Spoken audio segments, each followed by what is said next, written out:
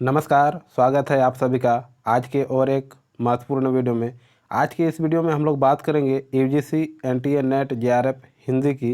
यानी अगर आपका विषय हिंदी है और आप नेट जेआरएफ की तैयारी कर रहे हैं तो आप देखेंगे कि नेट जेआरएफ के सिलेबस में यूनिट 6 में 7वां नंबर में है झूठा सच उपन्यास, जो कि यूनिट 6 के अंतर्गत आता है और इसके जो उपन्यासकार हैं यशपाल हैं।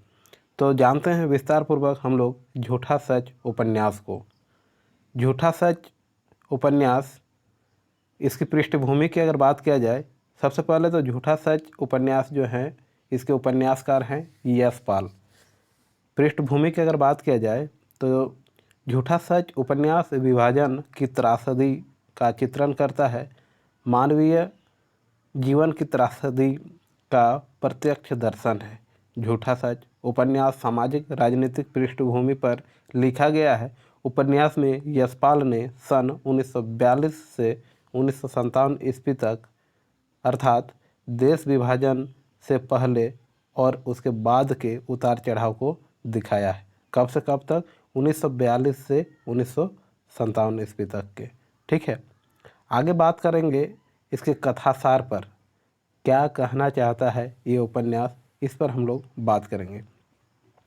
झूठा सच यशपाल का महत्वपूर्ण उपन्यास है। अपनी प्रकृति में यह एक महाकाव्यात्मक उपन्यास है जो भारत के विभाजन की पृष्ठभूमि पर लिखा गया है। इसके दो खंड हैं, वतन और देश 1958 ईस्वी तथा देश का भविष्य 1960 ईस्वी। दो खंड हैं। पहले खंड वतन और देश में विभाजन के वास्तविक कारणों, विभाजन के समय की दर्दनाक स्थितियों तथा विस्थापितों एवं शरणार्थियों की समस्या को प्रस्तुत किया गया है। तारा जैसे चरित्रों के माध्यम से बताया गया है कि विभाजन के समय महिलाओं की दुर्दशा का आलम क्या था। दूसरे खंड में अगर बात किया जाए तो दूसरे खंड देश का भविष्य में आज़ादी के बाद की स्थितियां हैं, जिसमें एक और कुछ बुद्धिजीवों व नेताओं की प्रगतिशील भूमिका का चित्रण है, तो दूसरी ओर सूद और साम्राज्य जैसे उन तत्वों की भी चर्चा है जो राजनीति और पत्रकारिता को शुद्ध व्यवसाय बनाकर भ्रष्टाचार व बेईमानी के माध्यम से समाज को लूटने में लगे हैं। इनकी तुलना में तारा, डॉक्टर नाथ श्यामा, पत्रकार कनक तथा इंजीनियर नरोत्तम जैसे चरित्र भी हैं जो देश की आज़ादी का सम्मान करते हुए अपने दायित्वों के निर्वहन में ईमानदारी से जुड़े हैं।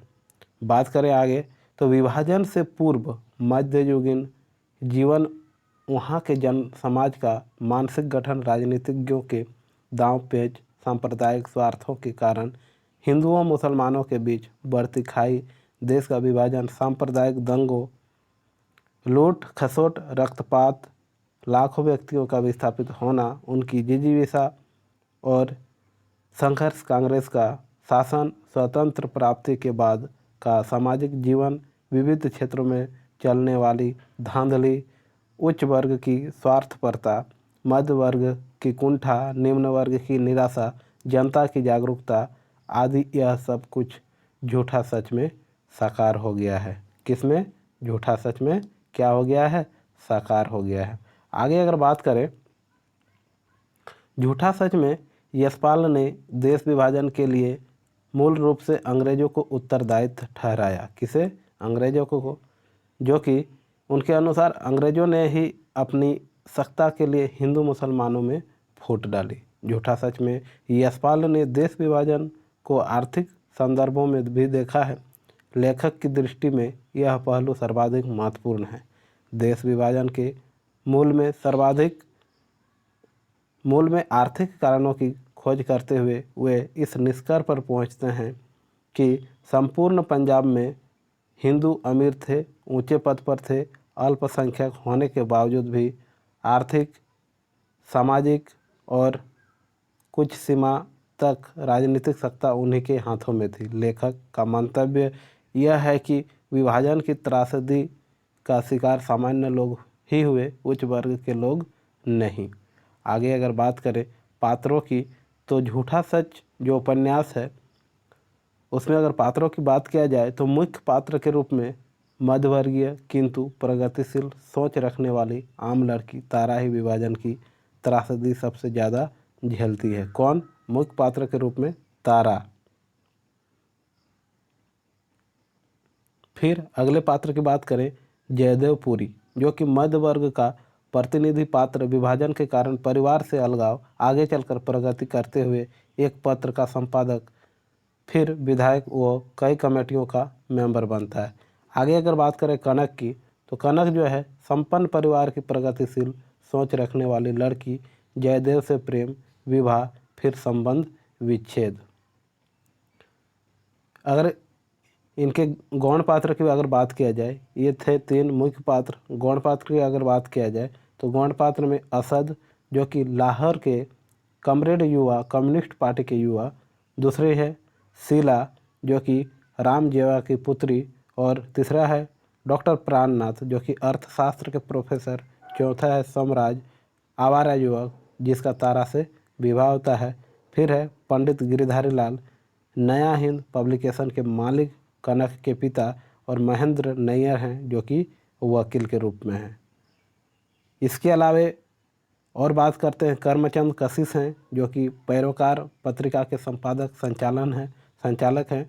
फिर है दौलू मामा, जो शरीफ भोला आदमी जो अकारण बलवे की बलि चढ़ जाता है। फिर है रतन, जो कि सीलों का प्रेमी है। गौस मोहम्मद प्रकाशक है। महाजन कम्युनिस्ट कार्यकर्ता। कृष्ण नारायण अवस्थी यूपी कांग्रेस के पार्लियामेंट्री बोर्ड के मंत्री हैं। मेहर है, जो कि दंगे में भटकी तारा की साथी है। इसके अलावा अगर बात करें नब्बू है, नब्बू जो तारा से बलात्कार करने वाला हाफिज इनायत अली, नब्बू के मोहल्ले के हाफिज हैं। फिर है विश्वनाथ सूद, जो कि पंजाब कांग्रेस के उग्र दल के नेता व मुख्यमंत्री पद के दावेदार हैं। उर्मिला, जो कि पूरी की पूर्व शिष्या, पूरी की तरफ आकर्षण। बंती, तारा को विभाजन के दौरान मिली संगीनी। एसपी एडिटर, जो कि डायरेक्टर सरदार पत्र प्रसाद, कांग्रेस के नेता हैं। इसके अलावा और गौण पात्र के रूप में है अग्रवाल साहब, जो कि दिल्ली का बड़ा व्यापारी, तारा को मानने वाला। पुरुषोत्तम अग्रवाल साहब का युवा पुत्र नरोत्तम, मिस्टर अग्रवाल साहब का युवा पुत्र मिस्टर रावत, सचिव, जो कि गृह मंत्रालय के सचिव हैं। फिर है पीएस गिल, विभाजन का दंश झेल चुका युवक है। निरंजन चड्डा, जो कि मर्सी का प्रेमी है। माथुर, पुराना दोस्त। जया, पुरी और कनक की बच्ची। इसके अलावा अगर बात करें और गौण पात्र के रूप में सीता, पूरनदेई, श्यामा, यानी तारा के मोहल्ले की लड़की है। कौन? सीता। सीता की माँ कौन है? पूरनदेई। डॉक्टर और कांग्रेस की बड़ी लीडर हैं। कौन? डॉक्टर श्यामा। इस प्रकार अगर प्रमुख उद्धरण की बात किया जाए, प्रमुख कथन की बात किया जाए, तो जर्नलिज्म सियासत का जहाज है। वह चाहे तो स्टेट को बचा ले, चाहे तो डुबो ले। किनका कथन है? कशिश जी, जो कि संपादक और पैरोकार है। फिर है advertisement are the steam of the ship of journalism. तो ये किनका कथन है? कशिश जी की, जो इंग्लिश में है। क्या है कि advertisement are the stream of the ship of journalism. फिर है पत्रकार के काम की विशेषता यह है कि वह अपने व्यक्तित्व को परोक्ष में रखकर मालिकों की इच्छा अनुसार घटनाओं का वर्णन को रंग देता है। यह है लेखक का कहना। ठीक है। सहायक संपादक प्रेस के लिए मसाला तैयार करने की मशीनें होती है। ये भी लेखक यानी यशपाल का कथन है। आगे बात करते हैं, पत्र की जनप्रियता बहुत बड़ी चीज़ है, परंतु राजनीतिक पत्र का काम जनता की भावनाओं में बह जाना नहीं, बल्कि उन भावनाओं को दिशा दिखाना है। कशिश जी, जो कि संपादक हैं। पुरुष की तुलना में स्त्री की हीनता स्वाभाविक तो नहीं, परंतु आवश्यक बना दी गई है। लेखक का कथन है। स्त्री अपनी शोभा अपने से बढ़कर पुरुष को पाने में ही समझ लेती है। ये भी लेखक का कथन है, यानी यशपाल का कथन है। आगे बात करते हैं। सफ़ेदपोश निम्न मध्यवर्गीय के लिए अपनी गरीबी से अधिक संकोच और रहस्य की दूसरी बात क्या हो सकती है? लेखक का कथन है। फिर स्त्रियों के जीवन से लज्जा का उतार चढ़ाव दिन के पहरों में ताप की भांति होता है। बचपन में लाज की अनुभूति नहीं रहती। जीवन के दूसरे पहर में जब वे अपने शरीर में नारित्व को पहचानने लगती है और जान जाती है कि उनके जीवन की परिणति उनका आकर्षण शक्ति में है, तो वे आकर्षण के प्रबल माध्यम लाज को बढ़ाने लगती है। ये भी कथन है लेखक का। पंजाब तो सदा हिंदू सिखों का रहा है। इन मरे मुसलमानों को का राज दिल्ली, लखनऊ, आगरा में रहा होगा। पंजाब तो हमारा है। मियाँ बीवी की लड़ाई और कार्तिक का बादल कितने पल ठहरता है? ये लेखक का कथन है। ब्रिटेन में बैठे अंग्रेज अपनी स्थिति के कारण अपने आप को भारत का बोझ उठा सकने में असमर्थ समझने लगे हैं, परंतु हिंदुस्तान में मौजूद अंग्रेजी ब्यूरोक्रेसी अंतर्राष्ट्रीय स्थिति और ब्रिटेन की वर्तमान आर्थिक स्थिति जानती नहीं है। वे हिंदुस्तान के शासन का मोह नहीं छोड़ना चाहते। ये भी कथन है लेखक का। फिर डॉक्टर प्राणनाथ कहते हैं कि संपत्ति के आधार पर संभ्रांत बनी श्रेणी की स्त्रियों का प्रयोग सेक्स के अतिरिक्त और भी क्या? सेक्स के अतिरिक्त और है भी क्या? डॉक्टर प्राणनाथ। यह स्त्रियां यह सोच भी नहीं सकती कि मैं तुम्हें सेक्स के बिना भी लाइक कर सकता हूँ, प्राणनाथ तारा से कहते हैं। बल्कि सेक्स के लिए भी इस श्रेणी के पुरुष जो चाहे सो कर सकते हैं। ये पत्नियां तो केवल संपत्ति के निर्विवाद अधिकारी पैदा करने के लिए हैं। ये स्त्री की एक ही योग्यता को जानती है, हाथ आ गए पुरुष को हाथ से निकलने न देना। इन्हें तुम्हारी किसी अन्य योग्यता से ईर्ष्या नहीं, तुम्हारे नारित्व के आकर्षण से ईर्ष्या है, यानी सुंदरता से ईर्ष्या है, प्राणनाथ तारा से कहती हैं। फिर है इटली के 16 फरवरी के बयान में कहा गया है कि जून 1948 ईस्वी में हिंदुस्तान के जिस भाग का जो राजनीतिक दल अधिक सशक्त होगा, ब्रिटिश सरकार उसी को शासन सौंप देगी। लेखक का कथन है। फिर है कौन युवती कुमारी साली जीजा के साथ अपने को सुरक्षित समझकर प्रणय और आकर्षण के अखाड़े के पैतरों का परिचय पाने का यत्न नहीं करती? लेखक का कथन है। सभी पत्रों की अपनी अपनी राजनीतिक और सांप्रदायिक नीति थी, परंतु पत्रकारों को अनुशासन में रखने की नीति के विषय में उनमें कोई भेद नहीं था। लेखक पूरी के पैरोकार से निष्कासन पर ये बात कहते हैं। फिर है साधनहीन होकर भी सम्मान चाहता हूँ, ये पूरी का कथन है। साधन होने पर तो सम्मान खींचा चला जाता है, लेखक कहते हैं। कलाकार या लेखक का यश पोला ढोल होता है जिसकी गूंज दूर तक जाती है परंतु भीतर पोल रहती है। अब वह सोचता अन्य सब सम्मान शिष्टाचार मात्र है, पैसे का बल ही वास्तविक सम्मान है। पूरी के संदर्भ में लेखक कहते हैं सन 42 के स्वतंत्र आंदोलन के सन 1942 के स्वतंत्र आंदोलन के समय तलवार, बंदूक, पिस्तौल का नाम सुनकर लोगों को पसीना आ जाता था। अब पूरी सुनता कि लोग निधड़क तलवारें, बर्छे और बंदूकें जमा कर रहे थे। कुछ लोग पानी के नल कटवाकर कड़ा बिने यानी तोड़ेदार बंदूकें बनवाए रहे थे। अफवाह गर्म थी कि लाला मधोशाह और सुखलाल के यहाँ से हिंदुओं की रक्षा और पाकिस्तान के विरोध के लिए 200-225 चाहे जितने बंदूक पिस्तौल मिल सकते हैं। कितने में? 200-225 में। ये किनका कथन? लेखक का। गली में मुसलमानी आक्रमण होने की वजह से जो रतन आदि की करतूत की प्रतिक्रिया ही थी, पूरी जैसा लिबरल भी हर हर महादेव का लड़ पड़ता था। मोहम्मद का धर्म अपनी जगह, घर बार का धर्म, ब्याह अपनी जगह। मोहम्मद की तो रीति ही ऐसी चली आई है बड़ों ने भी वही किया है। कृष्ण महाराज का गोपियों से प्रेम था तो क्या उनके लिए रुक्मिणी जी को छोड़ दिया था? सीलो तारा से कहती है रतन की नाराजगी पर। आगे है, मैं बाबूजी और माँ सबके बातें जानती हूँ। लोग खेल खिलाकर छोड़ देते हैं, जो छोड़ देते हैं दिल लगी और पाप है। सीलो तारा से कहती हैं साधारण स्वतंत्र के अभाव में चतुरता की ऐसी मजबूरी ही नारी का चरित्र कहलाती है। लेखक प्रत्येक माँ का ख्याल था कि उसी का बेटी सबसे असहाय और असुरक्षित है। लेखक पाकिस्तान का मतलब मुस्लिम लीग की मिनिस्ट्री ही तो है, पूरी गली के लोगों से। नेहरू पटेल का क्या है, वे तो बेदरकार हैं। सन 45 में वे अहमदगढ़ की जेल में 42 की क्रांति को कांग्रेस की पॉलिसी के खिलाफ बता रहे थे। सन 1946 में सरकार बन गई तो 42 की क्रांति का सब सिला यानी श्रेय खुद ले लिया, पूरी गली के लोगों से।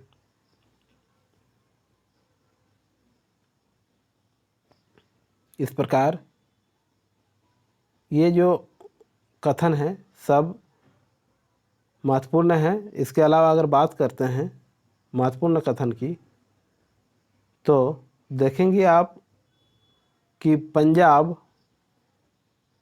पंजाब में गवर्नर चर्चित की कंजर्वेटिव पार्टी का है, वह अपनी पॉलिसी चला रहा है। उसका ख्याल है कि एटली और माउंटबेटन बाकी हिंदुस्तान कांग्रेस और लीग को दे तो पंजाब खासकर पश्चिम बंगाल को बचा ले। जानता है तो इंटरनेशनल स्ट्रेटजी में पंजाब की बड़ी इम्पोर्टेंस है। ये रूस के सिर कायम रहना चाहते हैं यार मेरे पूरी काली से। ब्रिटिश ब्यूरोक्रेट एटली और माउंटबेटन की स्कीम से खुश नहीं है। वे दिखा रहे हैं कि हिंदुस्तान को सेल्फ गवर्नमेंट देना मूर्खता है। अंग्रेज खूब जानते हैं पार्टीशन से दोनों भाग लंगड़े हो जाएंगे। अब तक तो देश का विकास इकाई के तौर पर हुआ है, अब पाकिस्तान इंडस्ट्रियल गुड्स के लिए तरसेगा और शेष भाग कच्चे माल के लिए पश्चिम पंजाब की रुई दूसरी पैदावार और पूर्वी बंगाल का जूट कहाँ जाएंगे। ब्रिटेन में न इससे इनके मरते उद्योग जरा जिंदा हो सकेंगे। महाजन का कथन था। मैं जानता हूँ वह बहुत अच्छे लेखक है, हो सकता है वह किसी दिन बहुत बड़ा लेखक बन जाए, परंतु विवाह के लिए व्यक्ति के ऐसे गुणों की अपेक्षा उसके सामर्थ्य और व्यक्तित्व का ही अधिक महत्व होता है। गुण का आदर करो, परंतु विवाह को जीवन को सफल बना सकने की दृष्टि से देखो। समझी? तुम्हें तो मालूम होगा कि टॉलस्टॉय के व्यवहारों के कारण उसकी पत्नी कितनी बार आत्महत्या के लिए उतारू हो गई थी। साहित्य और कला टॉलस्टॉय में भी कम नहीं थी। जरा सोचो, मनुष्यत्व यानी मानवता एक चीज़ है और कला दूसरी। नैयर कनक को समझाते हुए कहते हैं।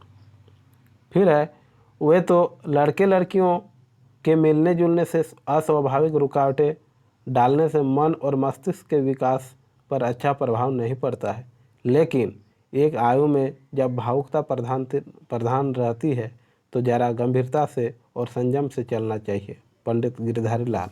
बेटी कनक से स्वाभाविक पर भी नियंत्रण जरूरी होता है। संयम ही संस्कृति है, व्यवहार रूढ़ी बनकर संस्कृति कहलाता है। नैयर का कथन है। फिर है, खुदाबंद ने तो मर्द पर फर्ज आयद किया है कि औरत पर रहम करे और उसकी हिफाजत करे, क्योंकि औरत मर्द को अपने जिस्म से पैदा करती है और पालती है। खाक रहम है और हिफाजत करते हैं। बेहया जहाँ से निकलते हैं उसी की बेइज्जती करते हैं। मर्द मोहब्बत करे तो गुस्सा करे तो उसका सब जोर वहीं पर उतरता है। तारा से सहानुभूति में स्त्रियों की बातचीत है। फिर है, किसी मुसलमान औरत की तरफ तो आंख नहीं उठाई मैंने। हिंदू औरत है, वे लोग नहीं हमारी औरतों को ख़राब कर रहे हैं, मौलवियों को ख़राब कर रहे हैं। मौलवियों ने जिहाद का फतवा दिया है। नब्बू तारा से बलात्कार करने वाला कहता है। फिर है हिंदुत्व कोई मजहब नहीं, वह एक समाज और संस्कृति है। उसमें विश्वासों के बंधन है। आप भगवान में विश्वास करें तो भी हिंदू, न करें तो भी अपने आप को हिंदू कह सकते हैं। आप चाहे जैसे भगवान में, साकार में, निराकार में, एक ही में या अनेकों में भगवानों में विश्वास कर सकते हैं। तो ब्रह्म, जीव और माया एक मानिए या अलग अलग, यानी पृथक पृथक।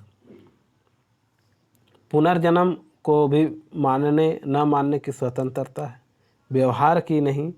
इस्लाम ऐसी स्वतंत्रता सहन नहीं कर सकता है। इस्लाम चिंतन का नहीं, विश्वास का मार्ग है। आप खुदा से मुनक्किर नहीं हो सकते हैं। आप खुदा से मुनक्किर हैं तो आप काफिर हैं। खुदा पर भी आप मन चाहे ढंग से विश्वास नहीं कर सकते। सिर्फ एक ही खुदा, वाहिद मुतल्लिब लाउल शरीफ खुदा पर एतकाद करना होगा।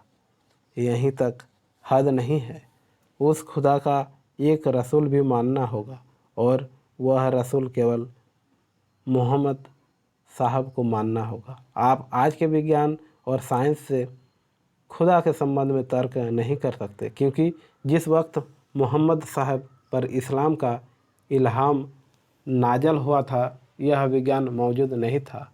कॉमरेड असद तारा, नरेंद्र जुबेदा, सुरेंद्र हामिद आदि से बातचीत करते हैं। स्त्री के चाहने पर ही तो पुरुष उसके लिए सब कुछ, अपना प्राण भी न्यौछावर करता है। यही वो प्रेम है, पुरुष पर ही निर्भर करता है कि अपने प्रेम को कैसे चरितार्थ करेगा। स्त्री पुरुषों की दया पर निर्भर है। इसके अतिरिक्त प्रेम क्या है? असभ्य समझो। असभ्य समझा जाने वाला पुरुष स्त्री के न चाहने पर भी उसे दबोच कर, झपट कर ले लेता है, और सभ्य समझा जाने वाला स्त्री के सम्मुख प्रेम की याचना करता है। पूरी के विचार स्वागत से। फिर है जान पड़ता था कि भगवान ने तो उन्हें प्रताड़ित औरतों को भुला दिया था, परंतु ये लोग भगवान नहीं भुला सकती थी।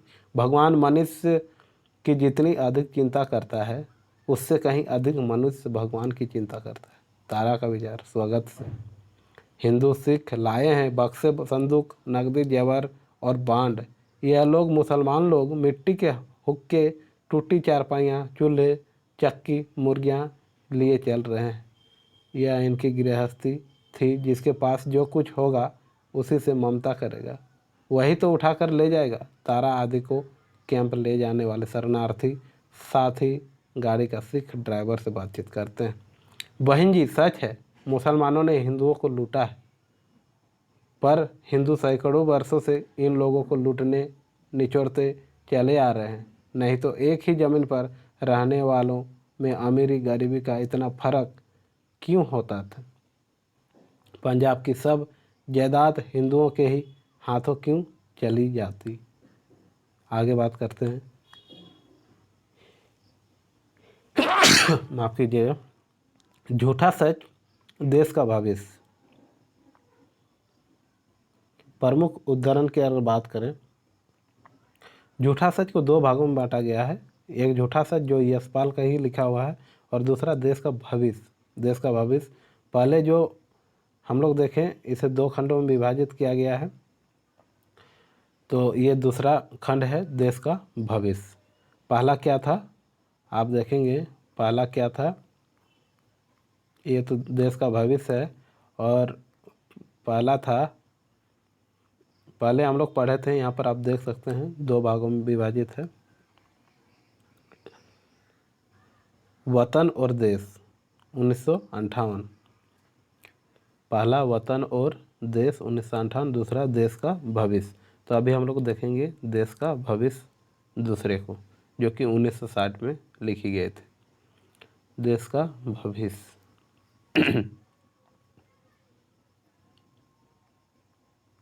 देश का भविष्य।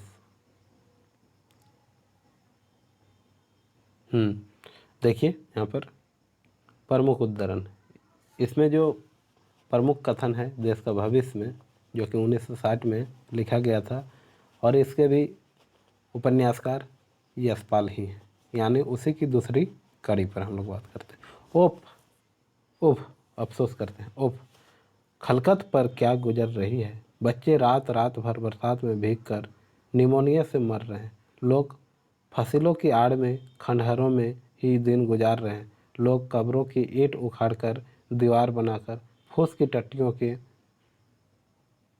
नीचे पनाह पा रहे हैं। पहला है वतन और देश, दूसरा है देश का भविष्य, झूठा सच का। ठीक है। पंडित गिरिधारी लाल सपरिवार दिल्ली में सैयद से हस्तांतरित मकान में दर पर लेटे हुए बात करते हैं। फिर कहते हैं कि पुरानी दिल्ली में बस्ती के बाहर या बस्ती के भीतर जहाँ भी कहीं खुला स्थान था, सब जगह शरणार्थियों के लिए कैंप बना लिए गए थे। परंतु नई दिल्ली की भव्य सड़कों, कनॉट प्लेस और शासन के खिलाफ केंद्रों के आसपास इस संकट का कोई प्रभाव दिखाई नहीं देता। लेखक का कथन है, गांधी जी कलकत्ता से पश्चिम पाकिस्तान में शांति स्थापना का प्रयत्न करने के लिए आए थे, परंतु दिल्ली की अवस्था देखकर उनका सिर लज्जा और दुख से झुक गया। भारत में शांति स्थापित किए बिना वे पाकिस्तान को क्या कह सकते थे। गांधी जी ने प्रण कर लिया, दिल्ली में पूर्ण शांति किए बिना वे दिल्ली नहीं छोड़ेंगे, इसके लिए चाहे प्राण ही दे देने पड़े। लेखक का कथन है, गांधी जी सहृदयता, सहिष्णुता और उदारता के प्रचार के लिए अपनी संध्या प्रार्थनाएं दिल्ली के भिन्न भिन्न भागों में कर रहे थे। प्रार्थना रेडियो और लाउडस्पीकरों द्वारा पूरे नगर में सभी जगह सुनी जा सकती थी। लेखक का कथन है, प्रार्थना के स्थान पर एक और कुछ बुर्कापोश मुसलमान स्त्रियों और कुछ मुसलमान मर्द भी थे। उन्हें सुरक्षा के नाम पर स्वयंसेवक घेरे हुए थे। श्रोताओं के लिए दरियाँ बिछी हुई थी, परंतु अधिकांश लोग दरियों पर न बैठकर आसपास घूम रहे थे और क्रोध प्रकट कर रहे थे। प्रार्थना क्या ढोंग है, गांधी जी मुसलमानों का हौसला बढ़ाने के लिए आ रहा है, ये लेखक का कथन है। गांधी जी के शरीर पर केवल कमर से घुटनों के ऊपर ही छोटी सी धोती थी, गर्दन झुकी हुई और चेहरा बहुत उदास था। उपस्थित लोगों में केवल वे ही बिना कपड़े के थे, सबसे भिन्न। उन्हें पहचानने के लिए किसी से पूछने की आवश्यकता नहीं थी। दुबला, गठीला, गहरा सांवला शरीर, सुडौल स्वरूप और सुवर्ण न होकर भी भव्य जान पड़ रहा था। लेखक का कथन, बुर्कापोश स्त्रियों गांधी जी के घुटनों से लिपट बिलक बिलक कर रो पड़ी। गांधी जी के नेत्रों से आंसू टपकने लगे। उन्होंने स्त्रियों के बुर्कों से ढके सिरों पर करुणा का हाथ रखकर अल्लाह ईश्वर का भरोसा करने के लिए कहा और प्रण प्रण से उनकी रक्षा करने का आश्वासन दिया। स्त्रियों का भाग्य पुरुषों की प्रसन्नता और उनके निर्णय पर ही आश्रित है। तारा स्वागत का वार्तालाप है, यानी कथन, यह कैंप का कानून है, नियम है। सब जगह कोई न कोई कानून होता है। हम जिंदगी भर के लिए ठेका नहीं ले सकते। वे आगे बढ़ गए। तत्कालीन प्रधानमंत्री का कथन है, ब्रिटेन ने बंटवारे के समय संयुक्त देश को जो स्टेट दिया था, उसमें 55 करोड़ पाकिस्तान का हिस्सा था, पर जनवरी 1948 में पाकिस्तान ने कश्मीर पर अधिकार के लिए हमला कर लिया था, जो भारतीय संघ का हिस्सा था। इसी कारण युद्ध वापस न लेने तक भारत सरकार ने यह रुपये देने से मना कर दिया, पर गांधी जी इस बात के खिलाफ थे। उनका सुझाव था कि भारत सरकार अपना सद्भाव प्रकट करने के लिए पाकिस्तान को बिना किसी शर्त के उसका 55 करोड़ रुपये दे दे। फिर है 13 जनवरी 1948, सांप्रदायिक विद्वेष खत्म न होने तक गांधी जी के आमरण अनशन की घोषणा। उस समय पत्रों में और राजनीतिक चर्चा में पाकिस्तान को 55 करोड़ रुपये दिया जाने अथवा न दिया जाने का प्रश्न ही प्रमुख था। गांधी जी सद्भावना की अपीलें कर रहे थे। वे निरंतर मांग कर रहे थे कि सरकार दिल्ली के मुसलमानों की रक्षा का पूरा प्रबंध करे। दिल्ली से जो मुसलमान भय के कारण भाग गए हैं, वे लौटकर निर्भय होकर दिल्ली में रह सके। हिंदू शरणार्थियों के मुसलमानों के जिन मकानों और मस्जिदों पर कब्जा कर लिया है, वे मुसलमानों को लौटा दिए जाए। गांधी जी के अनशन के इन उद्देश्यों के कारण अधिकांश हिंदुओं ने, विशेषकर पश्चिम और पूर्वी पाकिस्तान से निकाल दिए गए हिंदुओं ने, इस अनशन को मुसलमानों के प्रति अनुचित पक्षपात समझा। अधिकांश हिंदू गांधी जी के व्यवहार से क्रोध में उबल पड़े। लेखक का कथन है। तारा को भी लग रहा था गांधी जी ने मुसलमानों की सहायता के लिए अपने उपवास से हिंदुओं पर आक्रमण कर दिया है। हिंदू पराजय स्वीकार करके आत्महत्या कर ले। लोगों को नेहरू, मौलाना आज़ाद पर भरोसा नहीं है, परंतु सरदार पटेल, श्यामा प्रसाद मुखर्जी और सरदार वल्लभ बलदेव सिंह यह नहीं होने देंगे। गांधी जी यह क्या कर रहे हैं, क्या होगा? अग्रवाल साहब की कोठी में चल रही बहस गांधी जी के अनशन पर कह रहे हैं। बड़ी कठिन स्थिति है। गांधी का अनशन कैबिनेट के निर्णय के विरुद्ध है। जनता तो कैबिनेट के साथ है। गांधी जी का अनशन निश्चय ही भारत के विरुद्ध पाकिस्तान के पक्ष में है। गांधी जी को अनशन करना था तो पार्टीशन रोकने के लिए करना चाहिए था। उसकी घटना तो हो चुकी है, यह तो केवल उस घटना की छाया है। तारा का कथन है। पहनने की कला इसी में है कि परिधान में यत्न प्रकट न हो। रावत का कथन है, जो कि बहुत ही महत्वपूर्ण है। मैं तो अपनी सरकार और देश के प्रति कर्तव्य भावना से इस अनशन के परिणाम को बहुत हानिकारक समझता हूँ। रावत का चेहरा और स्वर बहुत गंभीर हो गया। लेकिन यह हमारे बहस की बात नहीं है। गांधी जी की मृत्यु हो जाती है तो बहुत ही बुरा होता, लेकिन इस प्रकार सरकार का निर्णय बदल जाना राष्ट्रीय हानि है। यह राष्ट्र को एक व्यक्ति की तुलना में नीच गिरा देना है। इसके परिणाम बहुत बुरे होंगे। रावत का कथन है। कम्युनिज्म में सिर्फ उन्हीं लोगों को रोटी मिलती है जिनके हाथों में छाले पड़े हों। तारा के दफ्तर के एक सामान्य कर्मचारी कम्युनिस्ट के बारे में क्या ख्याल है? सैनिक का कौशल शस्त्र प्रयोग है, परंतु सेनापति शास्त्र नहीं उठाता। सेनापति का काम कुशल सैनिकों का उचित संचालन होता है। अच्छे लेखकों का उचित प्रयोग कर सकना संपादक का काम है। पूरी में मन से कशिश जी के प्रति क्रोध मिट गया। आगे है, जब मनुष्य अभाव के गाढ़े में होता है तब उसे असमर्थता की दीवारों बंदी बनाई रखती है। उसे सफलता का कोई मार्ग दिखाई नहीं दे सकता। साधनों की सीढ़ी पा जाने पर मनुष्य की दृष्टि अभाव के गाढ़े से ऊपर उठ जाती है। लेखक का कथन है। दिल्ली में आ बसे पंजाबी शरणार्थी पुकारे जाने पर आपत्ति करने लगे थे। उन्होंने अपने लिए पुरुषार्थी नाम रख लिया था। हमारे यहाँ कहावत है, चढ़ती जवानी में मर्द लड़की से शादी की बात करता है तो लड़की भवें उठाकर पूछती है तू क्या है। लड़की जवान हो जाती है तो बात करने वाले से पूछती है तुम कौन हो। उम्र ढलने लगे खुद की चीखती फिरती है कहाँ है कोई, कहाँ है कोई। फिर है, मर्सी तारा को नरोत्तम का प्रस्ताव अस्वीकार कर देने पर यह कथन कहा जाता है, त्याग व्याग की फिजूल बातें रहने दो। मर्सी झुंझला उठी, विवाह न हो तो भी सेक्स सब चाहते हैं, यह तो शरीर का स्वभाव है। मर्सी दीदी, इस बार माथुर ने आंखें मिलाकर कहा, अगर सेक्स का संबंध प्रेम से है तो उसे इतनी निम्न और उच्छृंखल वस्तु नहीं बन जाने देना चाहिए। मर्सी को झुंझला उठी और मर्द और औरत प्रेम क्या होता? Love is the glorified name for sex. Mathur Niranjan Chadha का पुराना दोस्त से ये कथन है। आचार्य कृपलानी ने ठीक ही कहा है। रिवॉल्यूशन का क्या हुआ, कहाँ हुआ? 2 साल में ही गांधी की जय खोखली पड़ गई है। सब शासन पुराने ICS लोग चला रहे हैं। उन लोगों ने सेवा करना नहीं शासन करना सीखा है। उन्होंने डेमोक्रेसी नहीं ब्यूरोक्रेसी की आदत है। माथुर की कथन है। अब भी बिना मुकदमा चलाए कैदी, बल्कि डिफेंस ऑफ इंडिया एक्ट से पुलिस के हाथों पूर्वापेक्षा लंबे हो गए हैं। कोर्ट लोगों को बरी कर देती है, पुलिस उन्हें दूसरी दफ़ा लगाकर पकड़ लेती है। हमें तो शर्म आती है। अंग्रेज सरकार ने अदालत में दिए भगत सिंह के बयान को नहीं जब्त किया था, पर इस सरकार के गॉडसे का अदालती बयान जब्त कर लिया है। क्या इनके पास गॉडसे के लिए जवाब नहीं है? मुंह बंद कर देना डेमोक्रेसी है। माथुर का कथन है। अहिंसा और जनवाद में विश्वास रखने वाली कांग्रेसी सरकार ने अंग्रेजी शासन के समय के जेल नियमों में बहुत से परिवर्तन कर दिए थे। पहले कैदियों को गेहूं, जौ, चना, मिली रोटी और दाल लोहे की तसला कटोरी में मिलती थी। अब नीरे गेहूं की रोटी और तसला कटोरी पीतल के थे।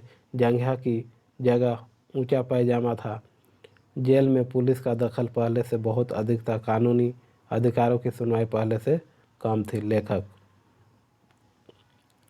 दीदी, मुझे अहंकार है। तुम मुझे इनमें से एक भी ऐसी बता दो जो साथी या पार्टनर के तरह जीवन में साथ देना चाहती हो।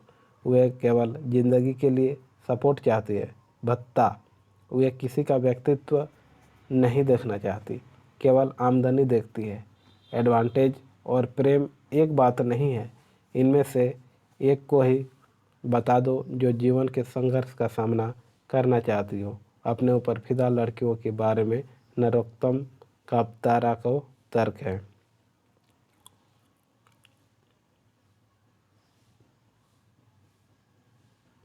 अगला और महत्वपूर्ण कथन है: पूरी बंटवारे से पहले का लंपन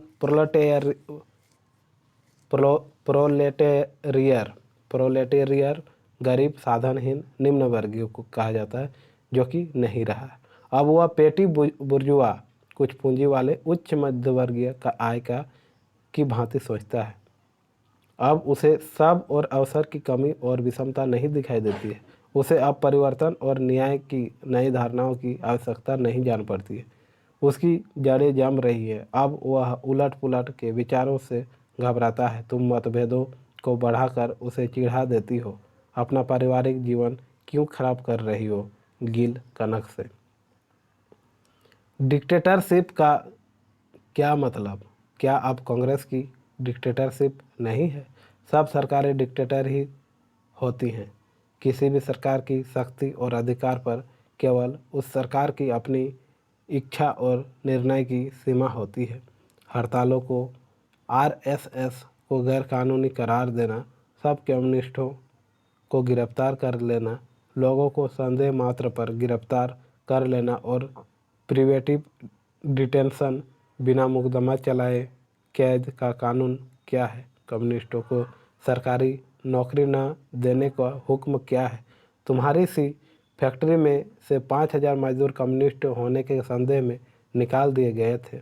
वह क्या था? डिक्टेटरशिप। और क्या होती है?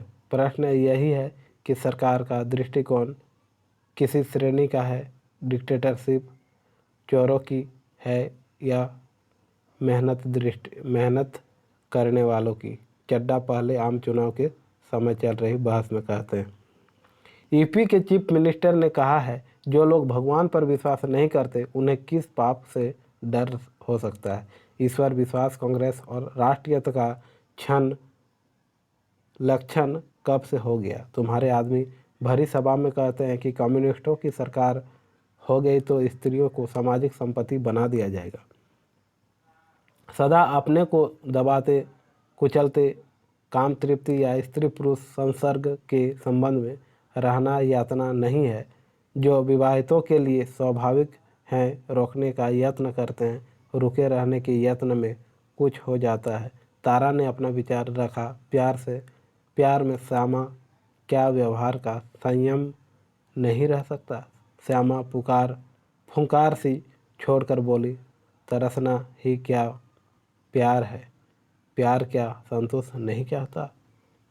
ये था आज का उपन्यास झूठा सच, जो कि यशपाल द्वारा लिखा गया है, जो कि उपन्यासकार हैं।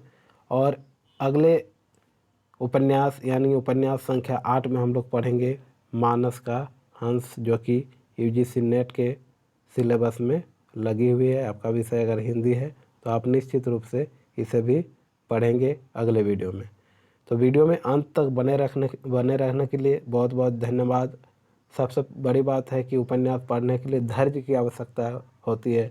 जो आपने ये धैर्य का अपना परिचय दिया है, इसके लिए आपका बहुत बहुत शुभकामनाएं, बहुत बहुत धन्यवाद। मिलते हैं इसी प्रकार और एक नए उपन्यास मानस का हंस लेकर अगले वीडियो में। तब तक के लिए स्वस्थ रहें, मस्त रहें और माँ दुर्गा की कृपा आप पर बनी रहे।